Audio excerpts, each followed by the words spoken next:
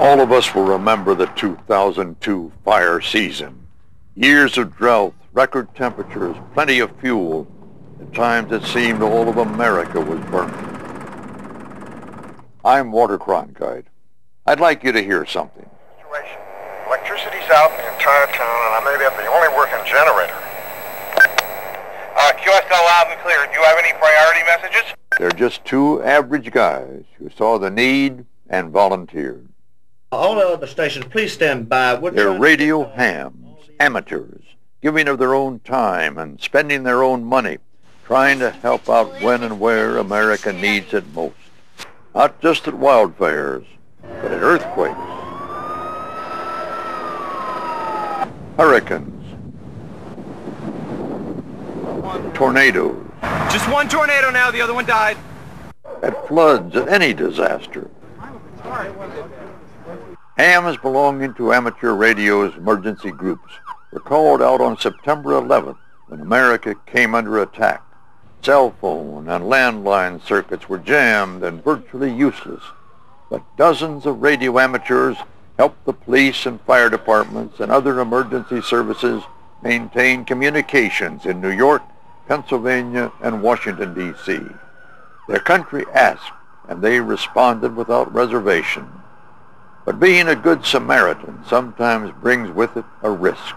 And sometimes it's not just risky, it's downright dangerous. There's a gas leak! Let's go! Turn around and go that way!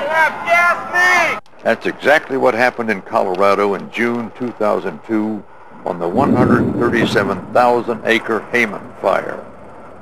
This is rural America out here.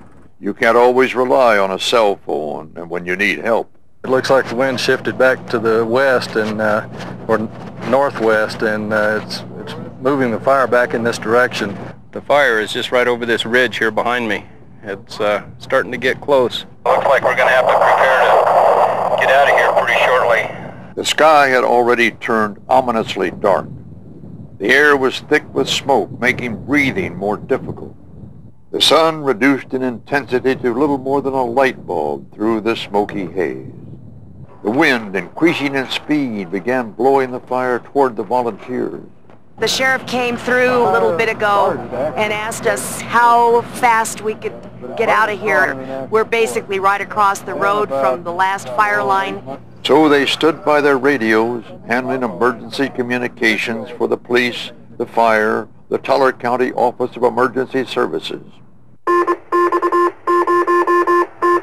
is West Creek Fire.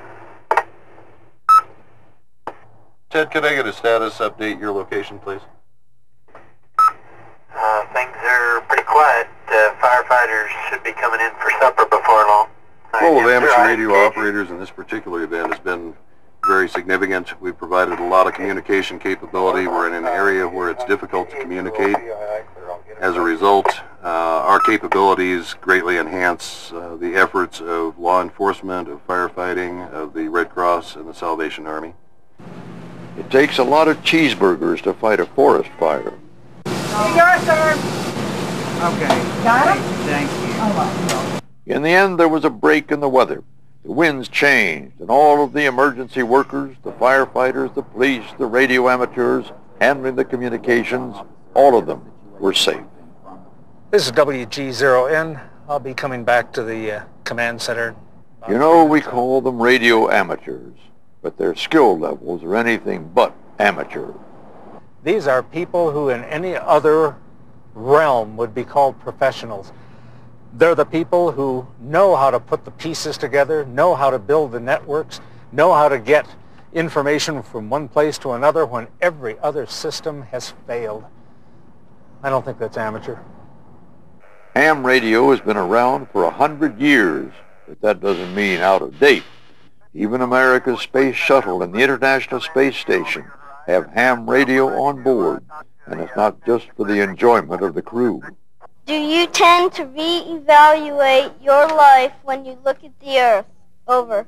When you float up here above the Earth in our little spacecraft and look down at the great big spacecraft that we all fly on, it makes us all think about what our priorities are. Over. Someone once said, and it's probably true, that amateur radio is the only fail-safe communication system in the world. Many of you know I'm a sailor. I really enjoy being on the sea with the wind at my back, underway, under sail. What most of you don't know is I'm a radio ham too. My call is KB2GSD. And you can bet that when I'm on the ocean, even if the GPS, the radar, and the ship-to-shore fail, I've still got my ham radio station. It really is the best backup communication system in the world. And that's the way it is.